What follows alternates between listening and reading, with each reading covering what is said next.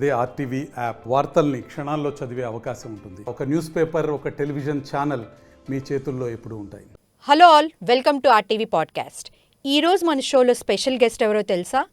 He's a director, writer, producer, singer and music director. ఆయన మరెవరో కాదు, R P Patnaik garu. Let's welcome him on to the show. Welcome to RTV podcast, R P Patnaik garu. ఎలా ఉన్నారు? I'm good, very good. Okay, మీ movie I think 3 weeks back release అయింది కదా, ఆహా ఓటీటీలో చూశాను. చాలా బాగుంది. ఎందుకు మీరు చాలా రోజుల తర్వాత కంబ్యాక్ ఇచ్చిన తర్వాత ఒక కమర్షియల్ మూవీ కాకుండా ఇన్సిడెంటల్ బేస్డ్ మూవీ పిక్ చేసుకున్నారు? అసలు ఐడియాలో వచ్చింది మీకు? అంటే ఇది చేయకూడదు, అది చేయాలని రూల్ ఏం పెట్టుకోలేదు. ఓకే, ఆ థాట్ వచ్చింది, అది చేద్దాం అనే ఉద్దేశంతో చేసాం. కాఫీ విత్ ఏ కిల్లర్ అనే కాన్సెప్టే కొంచెం కొత్తగా అనిపించింది. ఒక కాఫీ షాప్లో ఒక కిల్లర్ వచ్చి తన టార్గెట్ని చంపడం కోసం ట్రై చేస్తుంటే ప్రతి టేబుల్ మీద లైఫ్ థ్రెట్ ఉంటే ఎలా ఉంటుంది అన్న ఒక కాన్సెప్ట్ చేసాం. ఓకే, జనరల్గా ఒక స్టోరీ అంటే ఏ బీచ్లోనో లేకపోతే ఒక ప్రశాంతమైన ప్లేస్కి వెళ్ళో ఒక వేరే దేశానికి వెళ్ళో చేస్తారు. మీరు ఎందుకు కాఫీ షాప్ని ఎంచుకున్నారు? రీజన్ ఏంటి? కథ డిమాండ్ చేసింది. అంటే మేము కథ అనుకున్నప్పుడే కాఫీ షాప్లో అనుకున్న కథ ఇది. ఓకే, కాఫీ షాప్లోనే. కాఫీ షాప్కి ఫ్రెండ్స్ ముగ్గురం కలిసి కాఫీ షాప్కి వెళ్తే ఇలాంటి కాఫీ షాప్లో ఇన్ని టేబుల్స్ ఉన్నాయి కదా, ఇన్ని టేబుల్స్లో ఎన్నో కథలు జరుగుతుంటాయి. ప్రతి టేబుల్ మీద ఒక కథ నడుస్తుంది. ఈ కథలన్నింటినీ కలిపి ఒక కథ చేస్తే ఎలా ఉంటుంది అనే థాట్ నుంచి ఒక పావు గంటలో అనుకున్నాం కథ.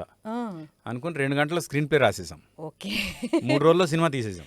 3 days లో మూవీ అయిపోయింది. మీరు సినిమా చూసారు కదా, 3 days తీసినట్టు తెలుస్తుంది. అదే అంటున్నాను, అసలు 3 days లో అంటున్నారు ఇప్పుడు. అసలు అది ఇంపాసిబుల్ అనిపిస్తుంది. సో ఇన్ని క్యారెక్టర్స్ పెట్టి మీరు ఒక ఇన్సిడెంటల్ బేస్డ్ మూవీ తీశారు. అది కూడా మీరు 3 days లో తీసామంటున్నారు. కష్టమేమో అని అనిపించలేదా మీకు?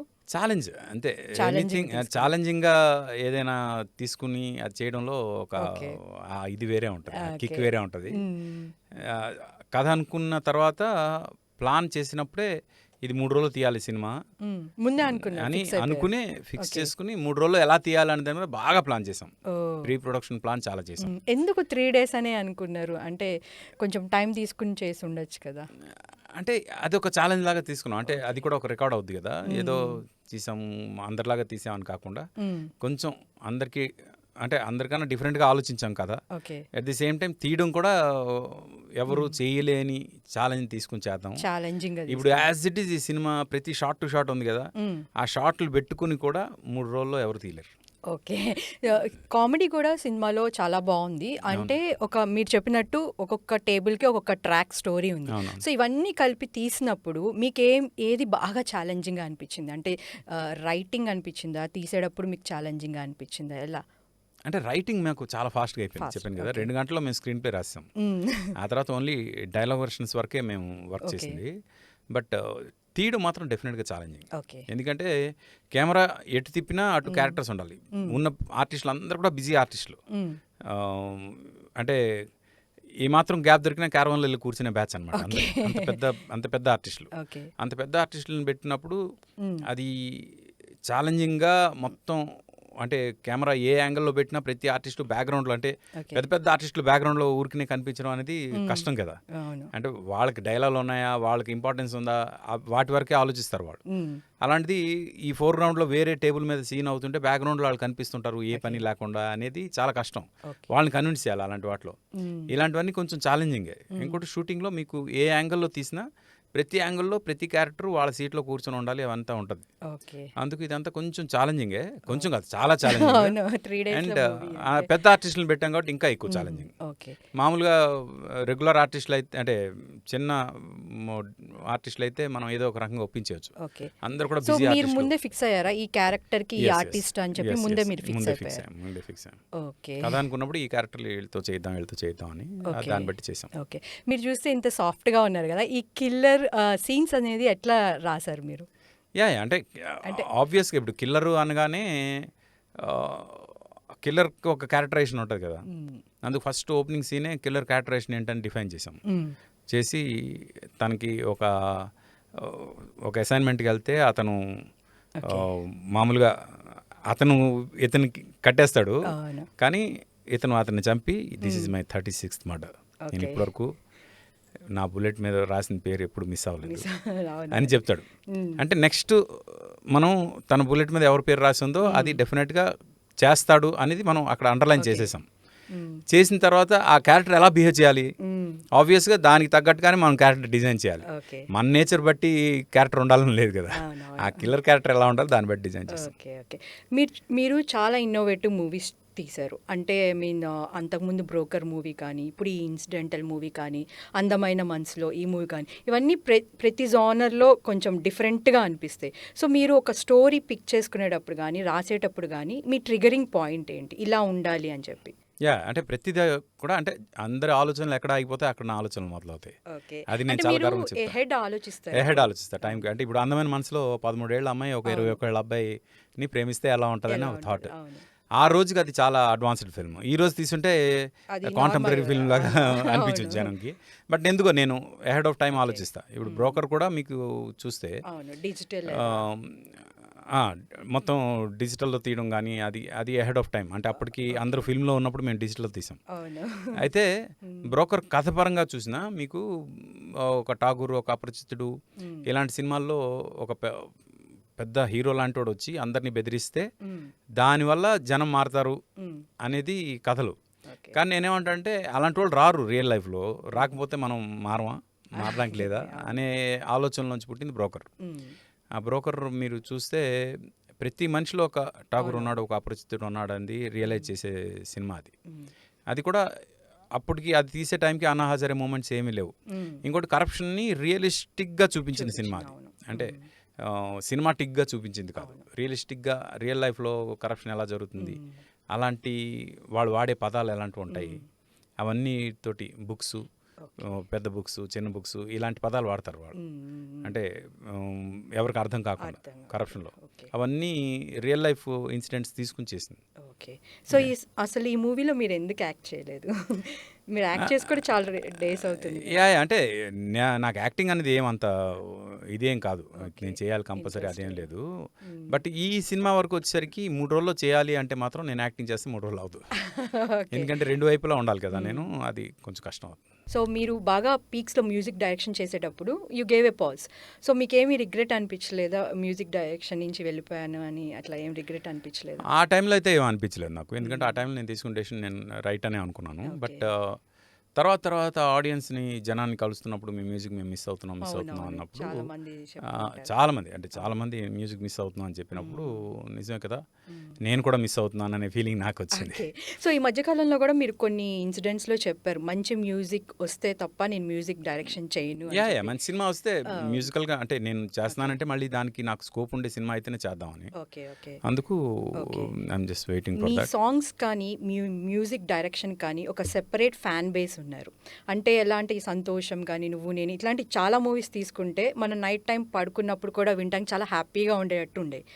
సో ఇప్పుడున్న మ్యూజిక్ మీద మీ అభిప్రాయం ఏంటి? జనం యాక్సెప్ట్ చేసే మ్యూజిక్ ఏదైనా మంచి మ్యూజిక్ నా ఉద్దేశం. ఎందుకంటే మనం ఎవరి కోసం చేస్తాం, జనం కోసం చేస్తాం. అంటే అప్పుడున్న క్వాలిటీ ఇప్పుడు ఉందంటారా? ఫ్రాంక్గా సౌండ్ క్వాలిటీ ఇప్పుడు ఇంకా పెరిగింది. సౌండ్ క్వాలిటీ ఇంకా లిరిక్స్ వైజ్ కూడా కొన్ని సందర్భాల్లో మంచి పాటలే వస్తున్నాయి, అదేం కాదంటలేదు. నాకు అదృష్టం ఏంటంటే మంచి కథలు ఉన్న సినిమాలు, ఆ సినిమాల్లో కథతో పాటు పాటలు రావడం వల్ల నేను మంచి పాటలు చేయగలిగాను. నాకు కూడా అలాంటి సిచ్యువేషన్స్ వస్తే అలాగే చేసేవాడిని. సో ఫోక్ సాంగ్స్ అనేది మీరు తీసుకొచ్చారు, అదొక ట్రెండ్ క్రియేట్ చేశారు. అలాంటి దాని గురించి మీరు ఏం చెప్తారు అసలు? అంటే ఫ్రాంక్గా నా సక్సెస్ వెనుక క్రెడిట్ మ్యాక్సిమం నేను నా డైరెక్టర్స్కే ఇద్దాం అనుకుంటున్నాను. ఎందుకంటే వాళ్ళు అలాంటి సిచ్యువేషన్స్ క్రియేట్ చేయకపోతే నేను ఆ పాటలు చేసేవాడిని కాదు. అంటే ఇప్పుడున్న సాంగ్స్ ఎలా అంటే ఒక 5 సాంగ్స్ ఉంటే ఒకటే సాంగ్ హిట్ అవుతుంది, అదే ఎక్కువ వైరల్ అవుతుంది, కానీ కొన్ని రోజుల్లో అది మర్చిపోతున్నారు. సో మీ సాంగ్స్కి ఉన్నట్టు 5 సాంగ్స్ సూపర్ హిట్ అవ్వట్లేదు ఇప్పుడు. అంటే it all depends on the trend అండి. ఇప్పుడు అప్పుడేంటంటే ఆల్బమ్స్ ఉండేవి, అంటే ఒక సీడీయో క్యాసెటో కొని వినేవాళ్ళు. వినేటప్పుడు ఆ క్యాసెట్ మొత్తం నచ్చింది అనుకో మొత్తం రిపీటెడ్గా వినేవాళ్ళు. ఇప్పుడు ఏంటంటే మనకి ఇండివిజువల్ సాంగ్సే రిలీజ్ అవుతున్నాయి, మనకి సీడీలు లేవు, క్యాసెట్లు లేవు. అందుకు ఏ సాంగ్ ఆ సాంగ్ రిలీజ్ అవుతున్నప్పుడు ఆ సాంగ్ ఫస్ట్ ఏ సాంగ్ అయితే జనంకి హుక్ అవుతుందో ఆ సాంగ్కి వాళ్ళు హుక్ అయిపోతున్నారు. తర్వాత వచ్చే సాంగ్స్ని వాళ్ళు దాని తర్వాత రేటింగ్ వేస్తున్నారు తప్పితే ఆ తర్వాత ఇది అవ్వట్లేదు. ఎందుకంటే అప్పటికే చాలాసార్లు వినేసి ఉంటారు. అప్పట్లో ఏంటి, ఒక సీడీ ఉందనుకోండి, ఫస్ట్ లాస్ట్ సాంగ్ వరకు ఒకే రన్లో వినేవాడు. ఇప్పుడేంటి ఒక సాంగ్ వచ్చి అది ఒక 15 రోజులు జనంలో బాగా నానిపోయిన తర్వాత నెక్స్ట్ సాంగ్ వస్తుంది. ఆ నెక్స్ట్ సాంగ్ దాన్ని డామినేట్ చేసి వచ్చే సాంగ్ వస్తే తప్ప దాన్ని ఓవర్కమ్ చేయదు. అందుకు ఇది అవుతుంది తప్పితే ఇవి కూడా క్యాసెట్ లాగా రిలీజ్ అయితే నాకు తెలిసి క్యాసెట్ సీడీ లాగా రిలీజ్ అయితే ఇవి కూడా అలా హిట్ అయి ఉన్నాము. ఓకే. సో ఇప్పుడున్న మ్యూజిక్ డైరెక్టర్స్ కానీ సింగర్స్ కానీ మీరు సజెషన్ ఇవ్వాలంటే ఏం చెప్తారు? ఏమి ఇవ్వదలుచుకోలేదు. సజెషన్ లేదు, every individual has got his own talent. అంటే ప్రతి ఒక్కరికి వాళ్ళకంటూ ఒక ఇది ఉంది, స్టైల్ ఉంది. ఆ స్టైల్ వాళ్ళు పర్ఫెక్ట్గా చూపించాలి, వాళ్ళు 100% ఇవ్వాలి. అంతేగాని నేను ఇప్పుడు ఒక సజెషన్ ఇచ్చే కాబట్టి దాన్ని బట్టి వాళ్ళు ఫాలో అవ్వాలని తప్ప. ఫేవరెట్ మ్యూజిక్ డైరెక్టర్ అంటే ఎవరు చెప్తారు ఇప్పుడు? ఇళయరాజా గారే ఎనీ టైం. సో వాయిస్ అంటే ఎవరు, ఏ వాయిస్? బాలు గారు.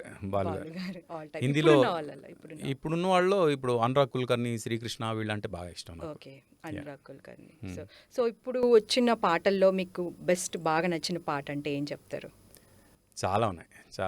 ఓకే, ఒక్క పాట అంటే అలా అనగానే బాగా నచ్చింది అని, బాగా అంటే వినగానే చాలా బాగుంది అనే ఫీలింగ్ వచ్చే పాటలు చాలా ఉన్నాయి. రంగస్థలంలో ఏది వేరుశనగ కోసం మట్టిని తవ్వితే ఎంత చక్కగా ఉన్నావు ఆ పాట, అసలు ఎంత నచ్చిందో నాకు ఆ పాట. ఆ తర్వాత మన ఇది సీతారామంలో పాటలన్నీ బాగా నచ్చాయి. సీతారామంలో పాటలన్నీ. తర్వాత మొన్న వందింతలయ్యే నీ అందం నువ్వు నా పక్కన ఉంటే ఆ పాట చాలా బాగా అనిపించింది నాకు. ఇలా ఒక్కొక్క అంటే వినగానే ఇమీడియట్గా బాగా అనిపించే పాటలు చాలా ఉన్నాయి. సో మీరు పీక్స్లో ఉన్న టైంలో మీరు కానీ చక్రి కానీ కాంటెంపరీగా ఉన్న టైంలో మీ ఇద్దరి మధ్య చాలా హెల్తీ కాంపిటీషన్ ఉండేది ఆ టైంలో. సో ఆయనకి ఒక హెల్త్ బాగున్న టైంలో కూడా మీరు టేక్ ఓవర్ చేస్తాను ఆయన సాంగ్స్ అని కూడా ఒకసారి చెప్పారు. సో అసలు అదంతా ఎలా డ్రైవ్ చేశారు మీరు? అంటే నేనేం చేయలేదు. మీరు నేను ఫ్రాంక్గా అంటే తను బాగా అంటే తను హెప్టీ అయిపోయి బాగా లావికిపోయి పాపం ఆ టైంలో తను ట్రీట్మెంట్ తీసుకోవాల్సిన అవసరం ఉంది. ట్రీట్మెంట్ ఇక్కడ లేదు భయ్యా, సింగపూర్ వెళ్ళాలి అంటే సింగపూర్ వెళ్ళు అంటే ఇక్కడ సినిమాలు ఉండిపోయాయా, ఏం పర్లేదు నిజంగా అవి చేయాలి అంటే నేను చేసి పెడతాను నీకోసం, వెళ్ళి వచ్చేసాయి నీ హెల్త్ ముందు తర్వాత ఇవన్నీ నీవు అని. సరే చెప్తాను అన్నాడు కానీ ఈలోగా తను. సో టీవీ షోస్లో కానీ ఇప్పుడున్న సింగింగ్ కాంపిటీషన్స్లో కానీ మీరు ఎక్కడా కనిపించట్లేదు. అప్పుడు బాగా చేశారు అండ్ మీ జడ్జిమెంట్ కోసం కూడా చాలా బాగుండేది, అంటే రియలిస్టిక్గా ఉండేది మీ జడ్జిమెంట్. సరే, బట్ ఇప్పుడున్న లైవ్ షోస్లో మీరు కనిపించట్లేదు. అది మన చేతిలో ఉండదు. టీవీ ప్రోగ్రామ్ వాళ్ళ టీఆర్పీ పాయింట్ ఆఫ్ వ్యూలో వాళ్ళు ఎవరిని పెట్టుకోవాలో వాళ్ళు పెట్టుకుంటారు. ఆ పాయింట్ ఆఫ్ వ్యూలో నేను కావాలనుకున్నప్పుడు వాళ్ళు నన్ను పిలుస్తారు, అదేం లేదు. సో ఇట్స్ లైక్ నా కొన్ని సందర్భాల్లో నా డేట్స్ కుదరకను అనే సందర్భాలు ఉన్నాయి, కానీ అదేమి అంత ఇది కాదు. అంటే మంచి షో వచ్చినప్పుడు నేనేమి దూరంగా లేను. సో మీరు కానీ త్రివిక్రమ్ గారు కానీ సునీల్ కానీ ఫ్రెండ్స్ అని విన్నాను, అంటే రూమ్మేట్స్ కూడా. సో మీకు అప్పుడు ఒకసారి 2001 అనుకుంటా ఐ థింక్ నంది అవార్డు కూడా వచ్చింది మీ ముగ్గురు. సో మళ్ళీ మీ కాంబినేషన్లో చూడొచ్చు అంటారా? అది ఏం తెలియదండి, చెప్పలేము. ఎవరి ఫీల్డ్లో వాళ్ళు బిజీగా ఉన్నాము. ఓకే సార్, మీరు భగవద్గీత మీద అలానే కర్మ సిద్ధాంతం మీద చాలా వీడియోస్ చేశారు మొన్న ఈ మధ్య. అవి యూత్లో కూడా బాగా రీచ్ అయినాయి. సో అసలు ఈ ఐడియా ఎలా వచ్చింది మీకు? అంటే భగవద్గీత ముందు జనంలోకి వెళ్ళాలనే ఉద్దేశంతో ఫస్ట్ నేను అంటే ఐడియా రావడానికి కారణం ఏంటంటే ఇప్పుడున్న జనరేషన్కి మన సనాతన ధర్మం గురించి అంత అవగాహన లేదు. And thanks to social media తెలుసుకోవాలనే జిజ్ఞాస అయితే ఉంది మన యూత్కి. పోతే తెలుసుకోవడానికి మంచి ప్లాట్ఫామ్ లేదు.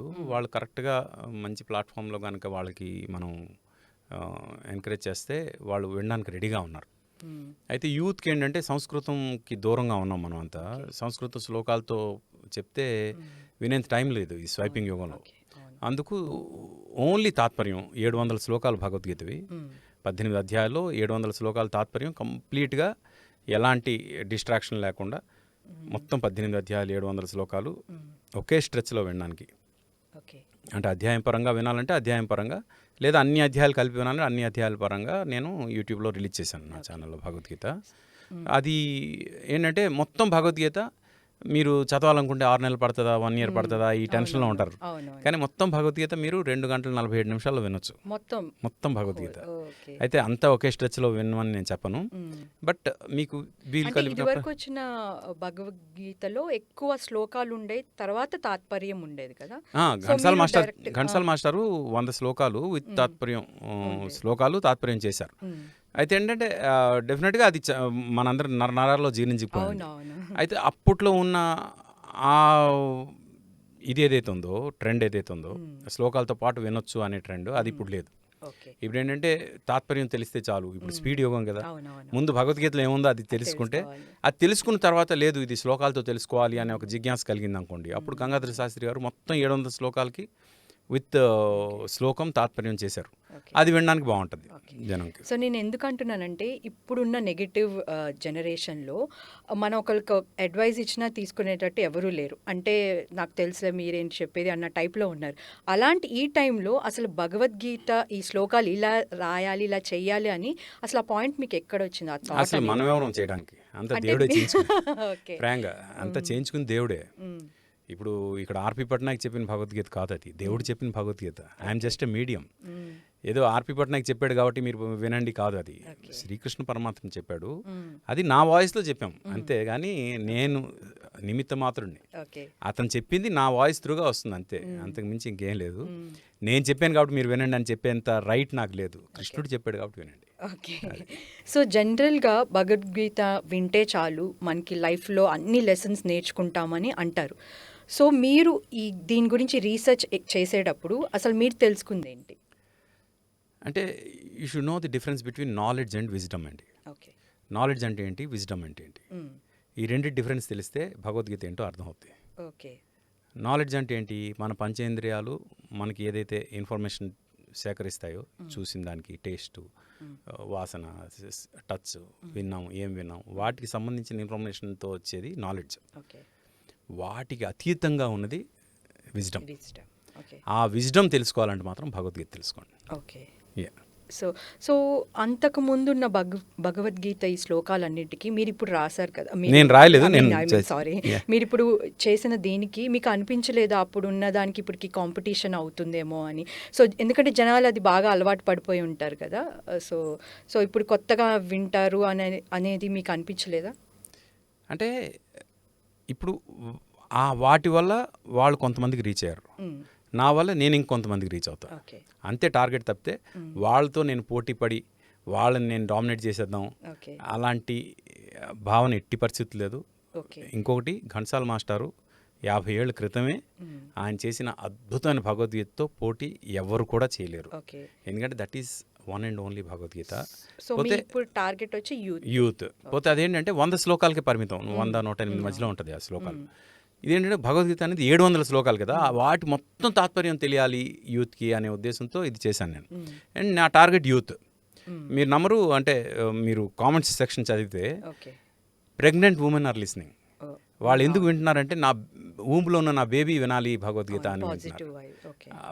బేబీ విన్నప్పుడు, ఊంపులో ఉన్న బేబీ వింటే after birth the baby is going to be A positive, దీంతో వస్తుంది సోల్ అని, అంటే ఇది లైఫ్. అంటే అక్కడి నుంచి స్టార్ట్ అయిపోతుంది భగవద్గీత. ఈ భగవద్గీతలో ఉన్న గొప్పతనం అది. అంటే అందరికి అర్థమయ్యేలాగా ఉంటుంది కాబట్టి ఆ అమ్మలు పాపం వాళ్ళ కామెంట్స్ చూస్తే చాలా హ్యాపీ అనిపిస్తుంది.